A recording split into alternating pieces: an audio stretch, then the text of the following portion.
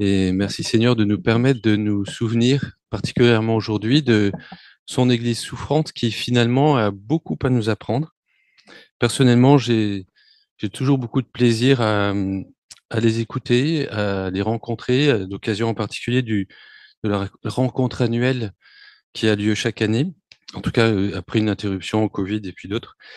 Et cette année encore, c'était vraiment édifiant et j'avoue que j'ai été assez ému de serrer la main de trois d'entre eux qui avaient fait le déplacement. Et tout à l'heure, Myriam nous donnera un petit mot aussi de ce qu'elle a pu vivre à ce moment-là. Porte ouverte est une mission qui a maintenant, enfin, qui va fêter ses 70 ans l'année prochaine, qui a été fondée par un homme qui a eu simplement l'idée d'aller visiter les chrétiens qui étaient persécutés. Je dis simplement parce que ça a vraiment commencé tout doucement, tout petitement, et Dieu a fait de cette œuvre une merveille. Aujourd'hui, on en est enfin, pardonnez-moi le terme, mais merveille parce que c'était inespéré d'en arriver là. Et comme nous le disait Patrick tout à l'heure, eh bien, il y a quand même 365 millions de chrétiens qui sont identifiés comme étant fortement persécutés en 2024, et c'est pas des chiffres au hasard. Il y a tout un index qui est fait chaque année, basé sur des études précises de terrain, avec différentes formes de persécution, que ce soit une pression ou vous imaginez un étau qui serre, hein, qui vous met sous pression, ou une persécution violente, persécution marteau, où là on tue les gens, on les fait souffrir violemment. Et cette année, Porte Ouverte a choisi en particulier de se centrer sur l'Afrique subsaharienne, parce que c'est une des régions qui est comment dire, persécutée de façon la plus violente. Alors, je sais pas vous, moi, je suis, alors, pardon, c'est moi qui ai la main sur normalement. Oui, donc l'index de persécution, chaque année, voilà, donne cette cartographie avec les pays où il fait le plus mauvais. Enfin, c'est le climat le plus dur pour les frères et sœurs persécutés, et puis d'autres où c'est un peu moins difficile, mais voilà, c'est assez triste de voir que ça s'étend et ça s'amplifie. C'est-à-dire, voilà, cette année, il devrait sortir, je pense, en février ou janvier. Enfin, c'est à venir. Alors, l'Afrique subsaharienne, c'est cette région-là, donc tout ce qui est en dessous du Sahara. Et je pense que peut-être dans la salle, il y a des gens qui viennent de cette région. Vous voudriez lever la main s'il y a des frères et sœurs qui viennent de... Tu viens de quel pays, Jean? Côte d'Ivoire. Il y a d'autres personnes qui... Philippe? Angola. Côte d'Ivoire aussi. Congo-Brazzaville. Et vous? Cameroun. Alors, pardon, Bénin. Et d'autres encore? Oui. Congo-Brazzaville. Il y a deux Congos. Chaque fois, je me perds un peu, mais il y a deux Congos et voilà. Donc, bienvenue. On est heureux que le Seigneur vous a envoyé vers nous, mais peut-être vous avez dû venir ici dans des circonstances difficiles. J'espère que ce ne sera pas pénible pour vous d'entendre ces choses. Et peut-être à l'occasion, ben, n'hésitez pas à nous partager ce que vous avez vécu ou ce que vous souffrez encore. Et nous, on voudrait être sensibles à ce que nos frères et sœurs vivent, pas uniquement pour, enfin, surtout pas pour s'apitoyer, parce qu'en réalité, c'est eux qui nous encouragent, et aussi pour apprendre d'eux.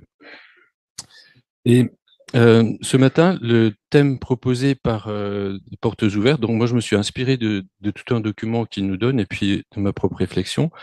On va se baser sur Romains 8, des versets 35 à 39, pour réfléchir à ce thème. Rien ne nous séparera. Rien ne nous séparera de l'amour de Dieu manifesté en Jésus-Christ, mais aussi on voudrait que ça nous invite à ne pas oublier nos frères et sœurs. Alors, on va lire ce texte, Romains 8, 35 à 39, qui est affiché, mais vous pouvez prendre le temps de chercher dans votre Bible, comme ça vous le retrouverez peut-être plus vite la prochaine fois. Alors c'est dans la version second 21, parce que dans la Semeur, c'était pas le même terme et ça compliquait les choses. Mais c'est toujours le même sens, hein, quelle que soit la version. Alors, qui nous séparera de l'amour de Christ? C'est Paul qui parle, en écrivant à l'église de Rome, qui était persécuté. Qui nous séparera de l'amour de Christ? Serait-ce la détresse, l'angoisse, la persécution, la faim, le dénuement, le danger ou l'épée? De fait, il est écrit, c'est à cause de toi qu'on nous met à mort à longueur de journée, qu'on nous considère comme des brebis destinées à la boucherie. Au contraire, dans tout cela, nous sommes plus que vainqueurs grâce à celui qui nous a aimés. Je répète, nous sommes plus que vainqueurs grâce à celui qui nous a aimés. En effet, j'ai l'assurance que ni la mort, ni la vie, ni les anges, ni les dominations, ni le présent, ni l'avenir, ni les puissances, ni la hauteur, ni la profondeur, ni aucune créature ne pourra nous séparer de l'amour de Dieu manifesté en Jésus-Christ notre Seigneur.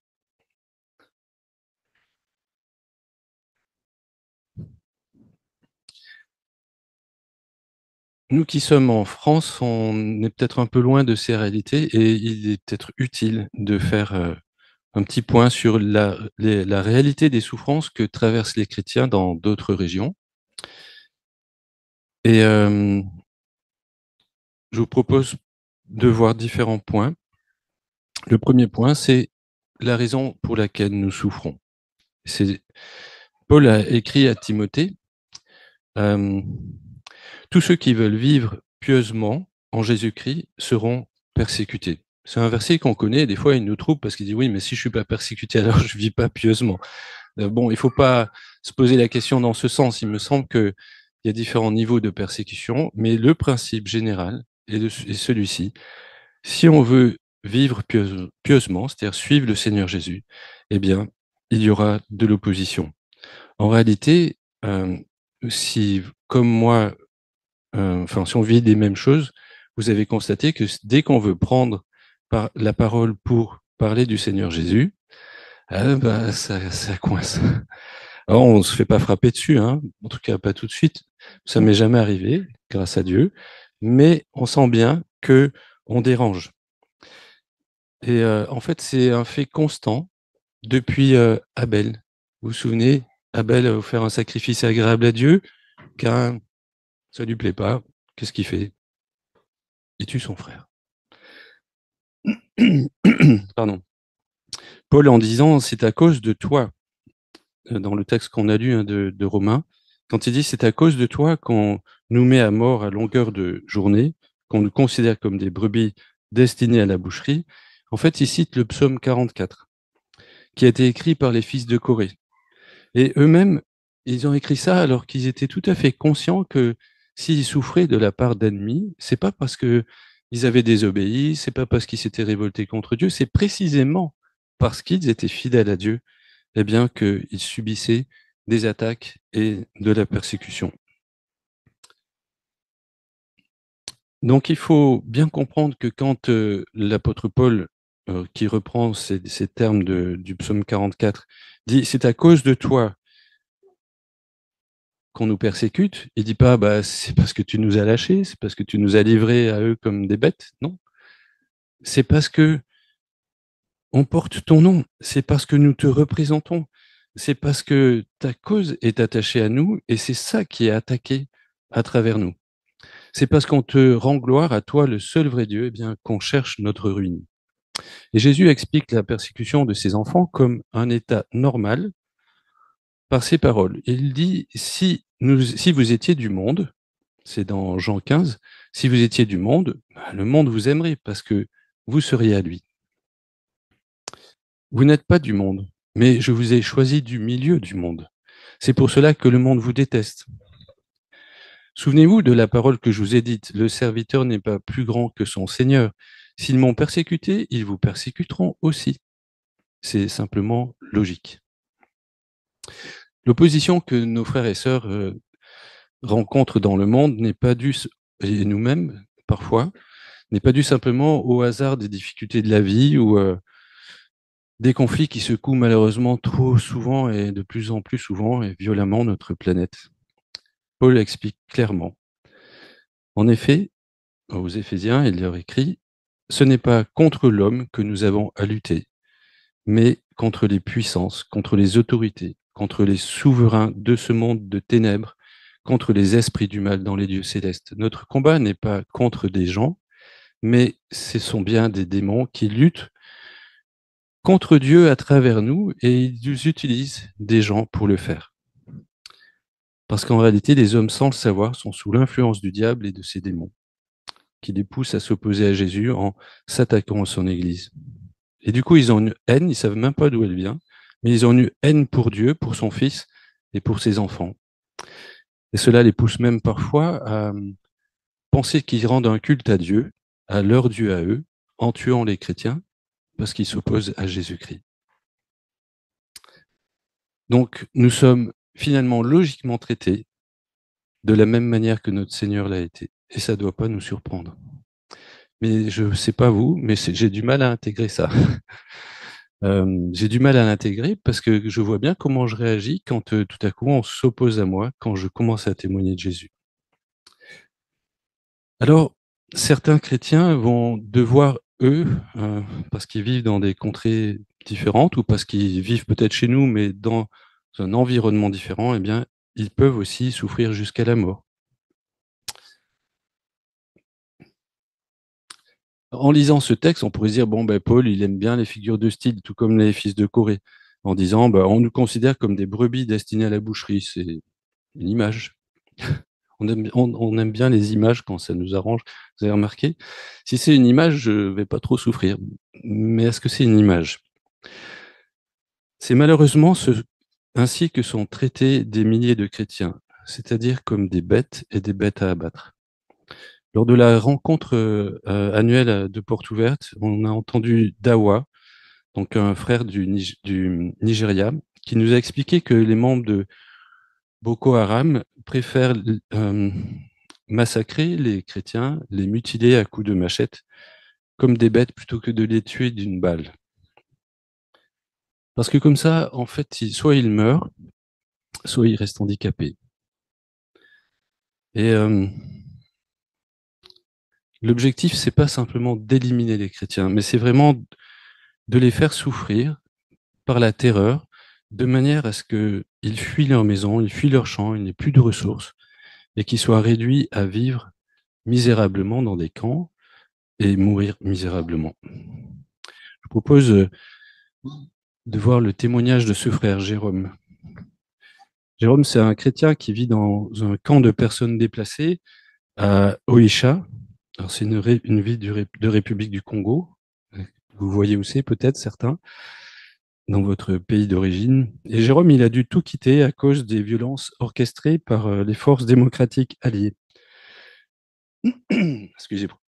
C'est un groupe extrémiste lié à l'État islamique. Et il explique, j'ai fui parce que les membres ADF avaient tué mon fils.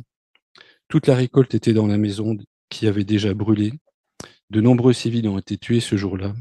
Sa moto a été brûlée. Du coup, ils n'avaient plus rien. Et ils ont dû partir. Pardon. Un autre témoignage, celui de Barnabas.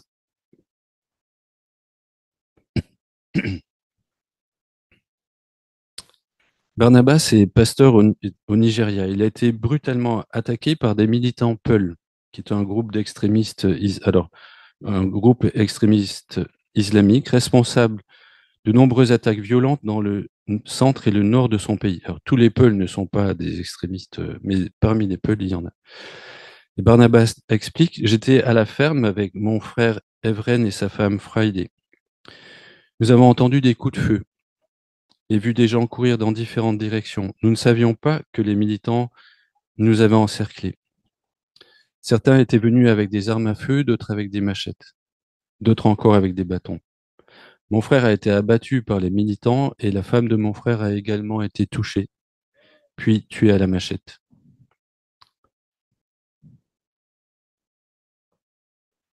Barnabas n'a pas pu s'arrêter pour aider son frère et sa belle-sœur, ni même pour récupérer leur corps. Alors qu'il fuyait, un des militants l'a frappé avec un bâton et lui a cassé la main, enfin l'avant-bras. Bien qu'il ait réussi à rassembler suffisamment d'argent pour se faire opérer, Barnabas garde des séquelles douloureuses et c'est un rappel quotidien de l'horreur qu'il a vécue ce jour-là. Donc non, c'est pas une figure de style. Certains d'entre nous souffrent jusqu'à douter de l'amour de Dieu. Souvent, on aime bien parler des chrétiens qui qui est persécutés, qui survivent, qui échappent miraculeusement, qui ont une foi à transporter les montagnes, mais avant d'avoir survécu, d'avoir échappé ou avant d'avoir vaincu, ils peuvent être passés par des doutes. Et certains même ne sortent pas du doute, de cet amour de Dieu. Parce que l'épreuve de la persécution peut amener les chrétiens à vraiment se décourager profondément. Et en réalité, c'est ce que cherche à faire le diable. Et on l'a bien compris à travers l'action de ces groupes armés. C'était intéressant à la rencontre annuelle parce que ils avaient mis en exposition une petite tente. Alors, une tente, façon de parler, hein. Vous imaginez des sacs qui recouvrent des tiges d'osier ou des bambous, je ne sais plus exactement ce que c'était comme matière, qui permettent à nos frères et sœurs qui sont dans des camps déplacés de dormir sur une surface de 1,50 m par 1,50 m. C'est leur maison.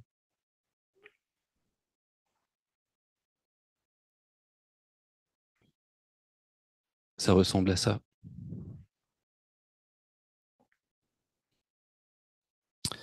Alors, ça a des conséquences, ce mode de vie. Et Barnabas explique que, eh bien, la faim, quand vous êtes dans ces conditions, la faim vous fait perdre confiance en Dieu. Si vous êtes malade, si vous êtes faible, vous risquez de perdre votre foi, votre confiance en Dieu. Jérôme, celui qu'on a vu tout à l'heure, explique aussi que la foi est affaiblie par ces épreuves. Et les gens ne pensent plus à aller à l'église. C'est difficile d'éduquer votre enfant. Il voit que vous n'avez pas la capacité de l'aider. Il devient orgueilleux, arrête d'écouter. Et Jérôme voit les jeunes, donc de leur famille, hein, de chrétiens, eh bien, se mettre à fumer de la marijuana, disparaître pendant des jours. Et puis il constate que des jeunes filles sont enceintes, ce qui veut dire qu'il s'est passé quelque chose pour vivre, pour survivre.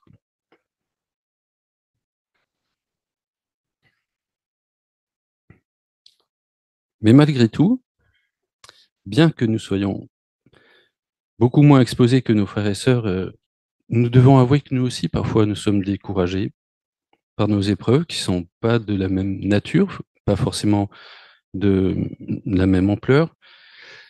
Mais nous pourrions aussi avoir des moments où notre foi défaille, nous laisser décourager à cause du mal qu'on nous a fait ou des circonstances ou de la maladie. Et le fait que nos frères et sœurs apprennent à se souvenir de ces versets, ça peut nous aider. Parce que Paul continue. Parce qu'il a posé une question. Qui nous séparera de l'amour de Christ? Et il a continué en disant, serait-ce la détresse, l'angoisse, la persécution, la faim, le dénuement, le danger ou l'épée? Qui nous séparera de l'amour de Christ? Et dans sa réponse, on comprend, eh bien, rien. Rien. Rien ne peut nous séparer de l'amour de Dieu. Rien ne nous séparera de l'amour de Dieu manifesté en Jésus-Christ. Et il continue, enfin, il explique, au contraire, dans tout cela, nous sommes plus que vainqueurs, grâce à celui qui nous a aimés. Vous vous rendez compte? Moi, la première fois que j'ai entendu ce verset, j'étais tout jeune converti, je ne sais pas si tu te souviens, Marie. C'était précisément une sœur qui venait de l'église persécutée et,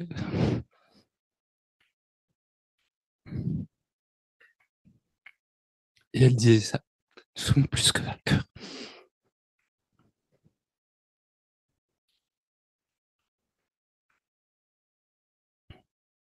En fait, celle qui nous encourageait, c'était pas nous. Nous sommes plus que vainqueurs. Plus que vainqueurs grâce à celui qui nous a aimés. En effet, Paul, il détaille, j'ai l'assurance que ni la mort, ni la vie, ni les anges, ni les dominations, ni le présent, ni l'avenir, ni les puissances, ni la hauteur, ni la profondeur, ni aucune autre créature ne pourra nous séparer de l'amour de Dieu manifesté en Jésus-Christ, notre Seigneur. Et en cherchant, j'ai été surpris par une chose, c'est que ce terme séparé, qui est traduit ici donc par séparé, c'est le même que Jésus utilise quand il parle du couple et qu'il enseigne ses disciples et qu'il leur dit un couple qui s'est marié devant Dieu, ils ne sont plus deux, mais ils ne font plus que un. Que l'homme ne sépare donc pas ce que Dieu a uni. Alors autorisez-moi à faire le parallèle avec ce que Paul dit ici. Je crois qu'on est autorisé à dire ceci.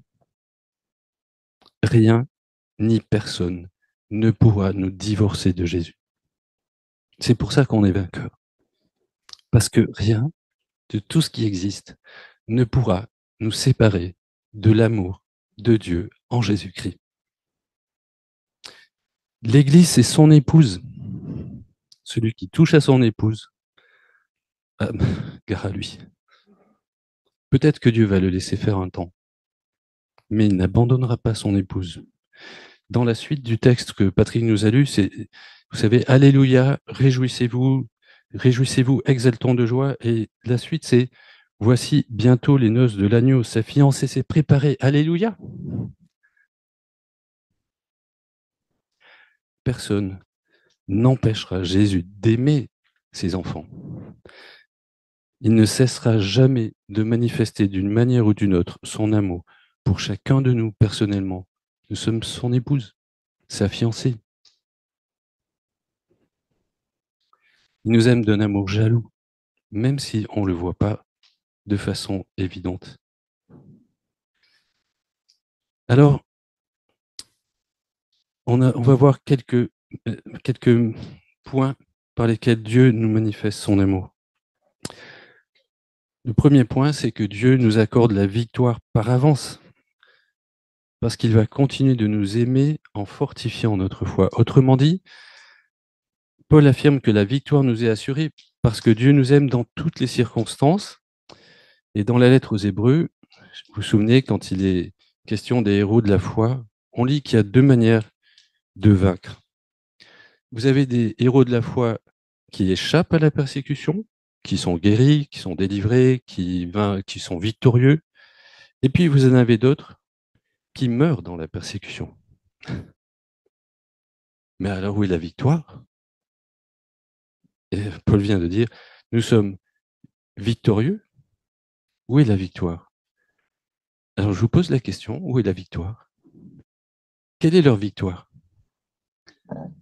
Ah bah c'est sûr, ils sont morts. On ne peut plus leur faire de mal. Quelle est leur victoire? Ils n'ont pas abandonné la foi. Ils ont gardé la foi. Parce que le bon combat, c'est le bon combat de la foi. On est plus que vainqueurs parce qu'on gardera la foi. Dieu nous aime, nous sommes son épouse, sa fiancée, il nous aime et il nous gardera dans la foi. On pourra vivre, survivre à la persécution ou mourir dans la persécution, on sera tout de même vainqueur. Et en fait, Dieu va faire en sorte que nos doutes, même s'ils sont là, ils ne nous fassent pas perdre la foi complètement. Vous voyez la différence? On peut avoir des doutes, on peut avoir oui, se dire, est-ce que Dieu m'aime encore? Mais il va faire en sorte que notre foi reste. Et ça, c'est déjà sa première preuve d'amour. C'est ce que vivent beaucoup de croyants d'Afrique subsaharienne, c'est-à-dire qu'ils continuent de garder la foi malgré leurs doutes. Ils vont à l'église. Et vous savez ce qu'ils disent? On a un billet, allez, simple. Ils ne savent pas s'ils reviennent de l'église. Nous, ce soir, tout à l'heure, là, je vais essayer d'être à l'heure, malgré mes émotions. Je prie d'ailleurs de m'en excuser. On va essayer d'être à l'heure, mais chacun de nous, on sait qu'on va manger. On a peut-être un invité. Eux, non. Ils ne sont pas sûrs de rentrer. Mais vous voyez, ils gardent la foi. Ils continuent d'aller à l'église. Ils sont victorieux. Le deuxième point, c'est le fait que Jésus est présent à nos côtés dans la souffrance. Il ne nous épargne pas la souffrance, mais il est avec nous dans la souffrance. Bon, je pense que une des plus belles histoires, vous serez d'accord avec moi, on pense à Daniel, chapitre 3, 3 hommes qui refusent de se prosterner devant une statue d'or. Allez, faites chauffer la fournaise. On les jette dans la fournaise. Ils ressortent, ils sentent même pas le brûler. Mais vous vous souvenez combien ils étaient dans la fournaise au départ? 3. Et à l'arrivée, 4. Autrement dit, Dieu était avec eux dans la fournaise et il les a gardés et les a protégés. 600 ans plus tard, un homme qui s'appelle Étienne est lapidé pour avoir dénoncé l'incrédulité et la méchanceté des Juifs. Vous vous souvenez ce qu'il dit avant de mourir? Alors ne leur impute pas ce péché, effectivement, et juste avant, je vois le ciel ouvert et le Fils de l'homme debout à la droite de Dieu. C'est peut-être même avant d'être lapidé, ça. Vous voyez, trois hommes sauvés miraculeusement, un homme lapidé misérablement. Quel est le point commun entre ces deux histoires? C'est une question que je vous pose. Dieu est avec eux, exactement, dans les deux histoires. Dieu est avec eux sous forme de l'ange, sous la forme de l'ange dans la fournaise, et Dieu est avec Étienne en lui faisant, en lui montrant sa gloire. Il n'est pas abandonné. Ils sont avec lui. Dieu est avec nous au travers de notre souffrance.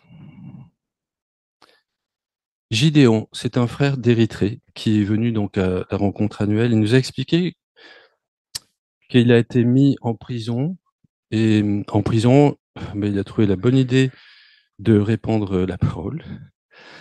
Et à un moment donné, il a fallu qu'il se dénonce parce que c'est lui qui avait organisé les réunions. Ils avaient partagé une Bible en plusieurs morceaux pour que tout le monde puisse la lire à tour de rôle. Et ils étaient 150 à avoir été enfermés. Pour le punir, on l'a mis dans une cellule de 1 mètre sur 1,80 m. En général, les prisonniers qui y restent, au bout de 2 à 3 semaines, ils sont fous. Tellement les conditions sont terribles. Lui a survécu 2 mois. Au bout de ces 2 mois, il ressort, on lui demande de renier sa foi, il refuse, on le bat à mort. Et à ce moment-là, Jésus lui apparaît dans une vision lumineuse pour l'encourager. Quelques temps plus tard, il a encore dû retourner dans cette cellule parce que, évidemment, il n'avait toujours pas arrêté ses activités. Et il aura passé 5 mois dans cette cellule d'isolement. Vous vous rendez compte? 5 mois. Et il n'a pas perdu la raison. S'il n'a pas perdu la raison, c'est qu'il était accompagné. Non seulement il n'a pas perdu la raison, mais vous savez combien il y avait de chrétiens après, à son départ, parce que finalement il en est sorti miraculeusement là aussi. Eh bien, ils sont passés de 150 à 453. Voilà ce que Dieu fait. Dieu accompagne ses enfants parce qu'il les aime. Rien ne peut nous séparer de son amour. Soré, lui, il est au Burkina Faso et il dit ceci. Nous sommes déplacés de force, mais Jésus n'est pas et ne sera jamais déplacé de nos vies. Alors, il y a un côté triste dans la persécution, mais vous comprenez pourquoi j'aime les écouter. Quand on écoute ce qu'ils nous disent, ce qu'ils vivent, eh bien, on se dit, ah, il faut vraiment faire confiance à Jésus. C'est même quelque chose de paradoxal. Jésus en arrive à remplir de joie, malgré la souffrance, ses enfants, parce qu'il les aime. Vous vous souvenez de euh, cette histoire, les apôtres qui ont été arrêtés, battus, et qui ont reçu des avertissements sévères. Et quand ils reviennent à l'église de Jérusalem, ils disent, les apôtres quittèrent le Sanhédrin, joyeux d'avoir été jugés dignes d'être maltraités pour le nom de Jésus. Est-ce qu'on serait capable de se réjouir d'avoir été maltraités à cause du nom de Jésus? Je pense que oui, parce que c'est le Saint-Esprit qui va nous aider à être joyeux, à ressentir ça. Parce que sinon, c'est pas humain, moi, je trouve. À part peut-être si on veut s'attribuer la gloire. Mais c'est pas l'attitude des chrétiens, des apôtres. Ils s'attribuaient pas de gloire. Ils se réjouissaient d'avoir été jugés dignes par leur maître, de souffrir pour lui, d'avoir été traités comme lui. Et c'est peut-être une culture qu'on devrait développer. Seigneur, si on me traite comme toi, ça m'honore. Si quand je témoigne pour toi, on se moque, ça m'honore. Finalement, je suis fidèle. Et c'est ça que je veux être. Je veux garder la foi, être fidèle.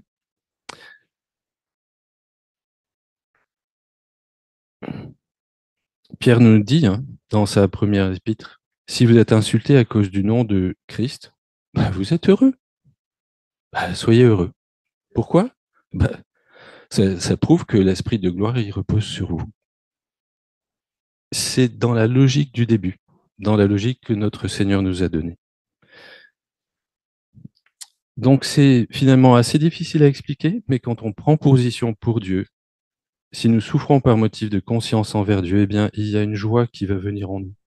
Dieu va faire quelque chose dans notre cœur. Et là, j'aimerais vous partager un témoignage du pasteur Georges, qui nous a été donné ce dimanche encore. Franchement, j'espère que vous allez venir nombreux l'année prochaine à la rencontre annuelle. On va écouter Myriam tout à l'heure qui va vous donner ses impressions, mais parce qu'on entend vraiment des belles choses. Le pasteur Georges, il a décidé de rester en Syrie, alors que c'est le nord de la Syrie, une zone qui est encore aujourd'hui bombardée, et ils n'ont plus d'électricité depuis 1 an. Alors les coupures d'électricité pour les orages chez nous, c'est peu à côté. 1 an sans électricité. Et il décide de rester là-bas. Et finalement, il a la conviction qu'il faut reconstruire l'église. Ils ont reconstruit l'église, du moins ils ont commencé. Et là, il a été kidnappé à la sortie de l'église par la police, jeté en prison. Et il était franchement inquiet, parce qu'il savait que dans cette prison, il y avait des meurtriers, des assassins, et puis les soldats de Daesh. C'est pas le meilleur endroit pour un chrétien. Mais il nous expliquait qu'une paix profonde, inconnue jusqu'alors, est venue l'envahir. Et il nous disait, je me suis installé dans ma cellule comme si je rentrais dans un 4 étoiles. Vous pouvez entendre ça, vous? Et le Seigneur lui a non seulement donné cette paix, mais il dit, les prisonniers, ils étaient comme des agneaux, des assassins. Vous vous rendez compte?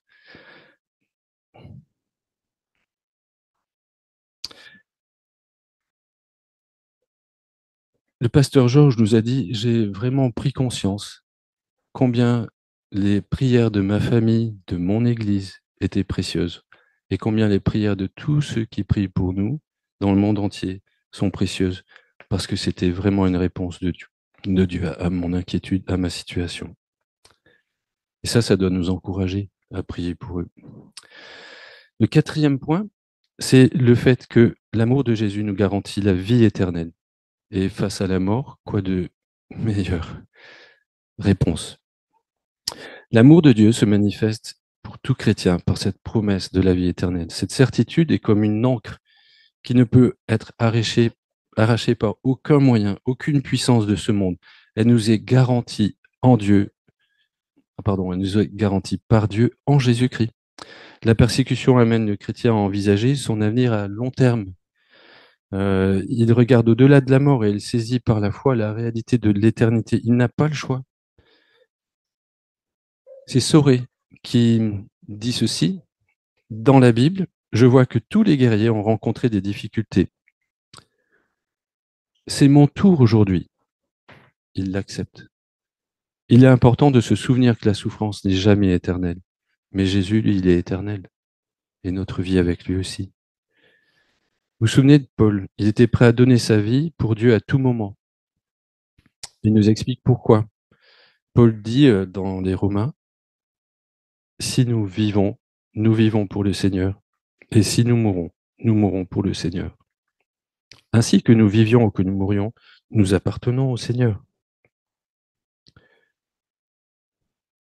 Du coup, nous ne devrions pas avoir peur de la persécution, parce que la persécution, l'épreuve, eh bien, nous amène, comme Soré, comme Paul, eh bien, à prendre de la hauteur, à considérer notre existence dans son éternité.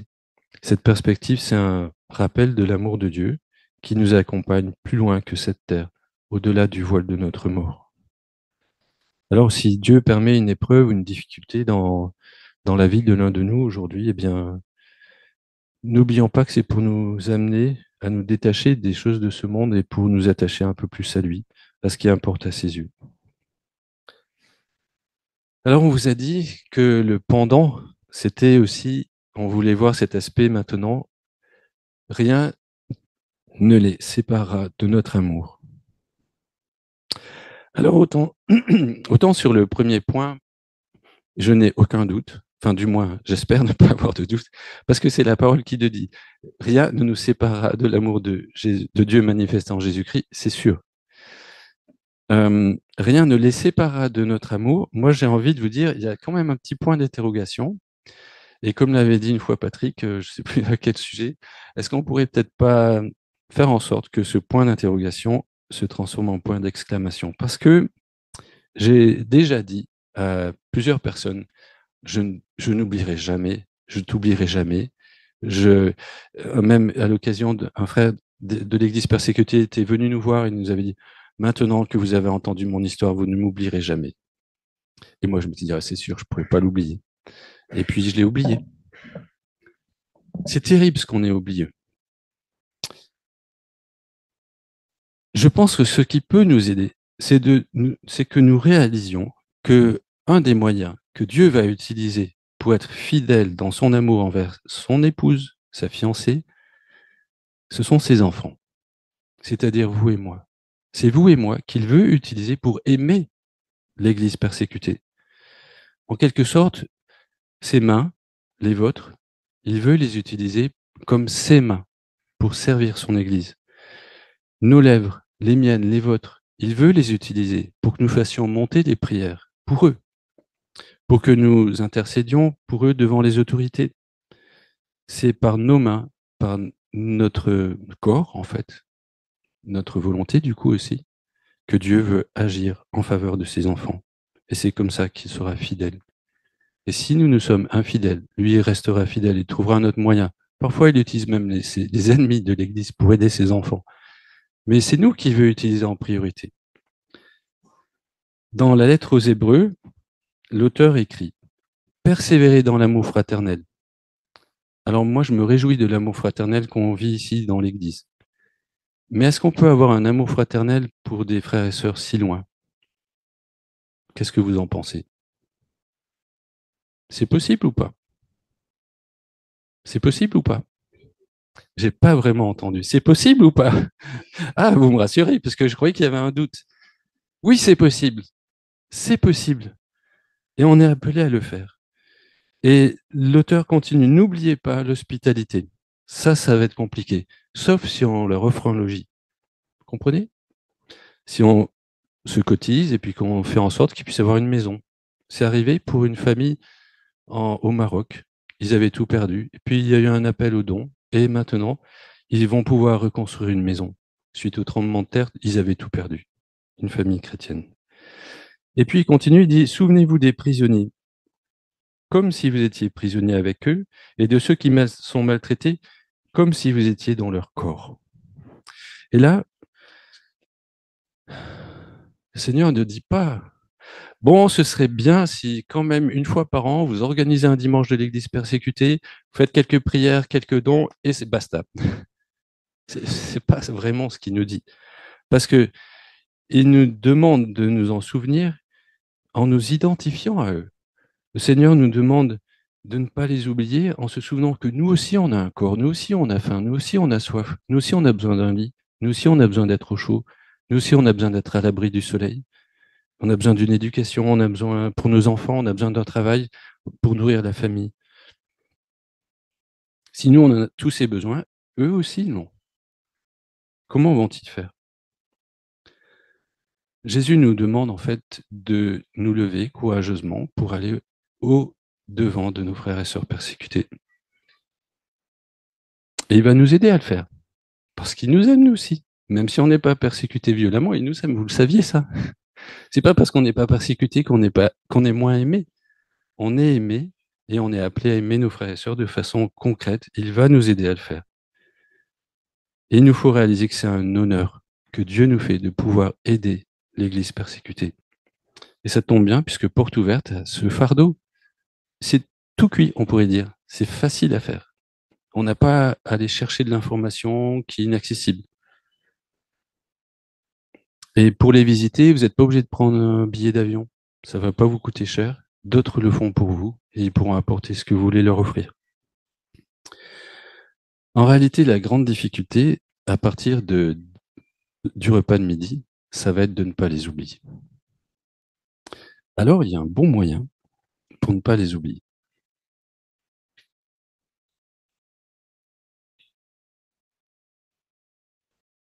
Notre frère Jean Las, qui est là, Il aime bien prier pour les frères et sœurs persécutés, donc il les conserve pour pouvoir prier régulièrement et reprier et re-reprier. Vous en aurez à votre... Il vous les offre. Donc prenez-en un. Prenez-en un pour que vous preniez connaissance de ce qu'il y a dedans. Mais c'est des sujets qui datent un peu. euh, c'est surtout pour que vous ayez envie de vous abonner. Ça va vous coûter cher. 11 €. Réfléchissez. Est-ce que vous avez envie d'être au courant? Est-ce que vous voulez les oublier? Ou est-ce que vous voulez être au courant? Et chaque mois, vous recevez un bulletin avec une liste de prières quotidienne, chaque jour. Si vous ne priez pas chaque jour comme moi, que vous pouvez prier à la semaine, aux 15 jours, ou au mois si vous avez oublié. Si vous priez comme Jean, vous prierez plusieurs fois pour chaque livret. Mais le tout, c'est de ne pas les oublier. Je les laisse là, vous vous servirez.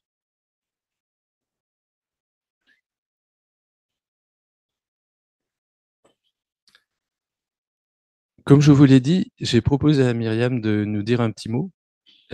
Voilà. Elle a accepté. Donc, ça, c'est sur le week-end annuel, la rencontre annuelle. Et ça nous permet aussi d'avoir des informations en direct des frères et sœurs. Bonjour à chacun et chacune.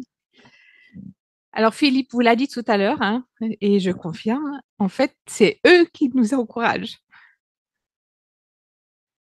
Et peut-être vous vous dites, oh, mais toute cette souffrance, moi, j'en veux pas. Mais en fait, on est vraiment encouragés. Et je peux vous dire, je ne sais pas si vous recevez les... Alors, un autre moyen d'avoir des nouvelles, c'est par Internet. On peut s'abonner par Internet et recevoir les nouvelles par Internet. Et si vous avez lu ou écouté Le Fou de Dieu, il était là au week-end et il nous a fait vraiment rire. Et on a pu voir toute la joie qu'il avait. Une joie que seul Dieu peut donner. Et j'ai vraiment été aussi touchée par le témoignage de Gédéon. Et je vais pas revenir dans les détails parce que Philippe en a parlé. Donc, je vous encourage vraiment, venez au week-end de Porte Ouverte. Prenez des nouvelles par le petit livre ou par Internet. Et pour les jeunes ou les moins jeunes qui utilisent plus Internet, c'est facile. Vous recevez chaque semaine ou chaque mois un sujet, des nouvelles, une petite vidéo. Et voilà. Moi, je vous encourage aussi.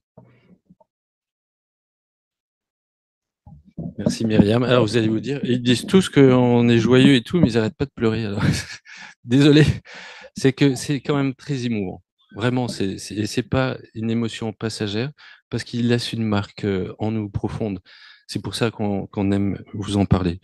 Et il y a YouTube, oui. Tapez Portes ouvertes YouTube et vous avez des vidéos qui sont vraiment bien faites. Et j'apprécie qu'ils ne soient pas dans l'exagération, où ils cherchent pas à nous toucher, euh, oui, à choquer nos émotions, mais c'est une information objective. Alors nous allons vous proposer, tout à l'heure, on posait la question, est-ce qu'on peut faire quelque chose? Des ateliers pratiques. Maintenant, le premier, ça va être de prier ensemble. On va prier pour 2 personnes. Vous pourrez continuer à prier. Il y a beaucoup d'autres sujets qui Patrick va nous en parler. Et donc maintenant, vous allez vous mettre par 2-3. Enfin, vous restez sur vos chaises, hein, 2-3, et on va prendre 3 minutes pour le premier sujet. C'est peut-être plus important qu'on passe à l'action parce que avec ces infos, on se sent souvent démuni et c'est important de pouvoir prier. Donc les sujets sont là. Vous voyez qu'il y a 3 points. Vous avez un point enfin 1 minute par point. Nous allons passer au sujet suivant. Donc là, il s'agit de Jérôme. Donc si vous voulez maintenant prier pour Jérôme avec aussi ces 3 sujets, encore 3 minutes. Je vous laisse prendre connaissance des sujets.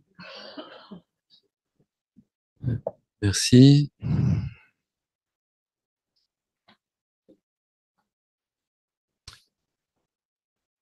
Vous voyez, on peut faire quelque chose. Ça commence par là. Parce que quand on commence à prier pour un sujet, vous l'avez déjà remarqué pour d'autres choses, eh bien, le Seigneur nous le met à cœur. On ne fait pas que intercéder pour, on prend aussi à cœur. Et on finit par y penser un peu plus souvent quand on prie. Et donc, en conclusion, euh, eh bien, je vous invite à continuer à prier pour les chrétiens d'Afrique. Et pour ça, vous pouvez vous abonner à Porte Ouverte, comme on l'a déjà dit. On va maintenant avoir deux autres actions pratiques, et c'est Patrick qui va vous en parler. Voilà. Mais souvenons-nous, rien ne nous séparera de l'amour de Christ, de Dieu manifesté en Jésus-Christ, et à nous de ne pas nous séparer de notre amour pour les frères et sœurs.